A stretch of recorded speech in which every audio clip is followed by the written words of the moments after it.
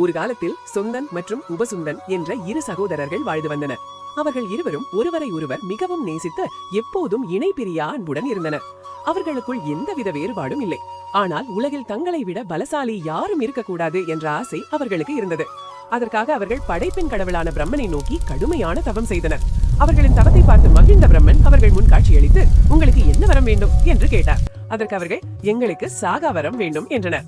அதற்கு பிரம்மன், பிறந்தவனுக்கு இறப்பு தவிர்க்க முடியாதது, ஆனால் உங்கள் விருப்பப்படி இறப்பு வரத்தை தேர்வு செய்யலாம் என்றார்.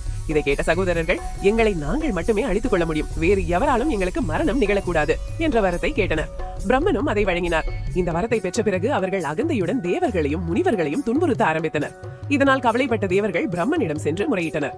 அப்போது பிரம்மன் ஒரு யோசனை செய்தார். தேவசிற்பி மயனை அழைத்து இதுவரை இல்லாத அளவுக்கு பேரழகான ஒரு பெண்ணை உருவாக்க சொன்னார். மயன் உருவாக்கிய அந்த பெண்ணிற்கு பிரம்மா உயிர் கொடுத்து திலோத்தமை என்று பெயர் சூடினார்.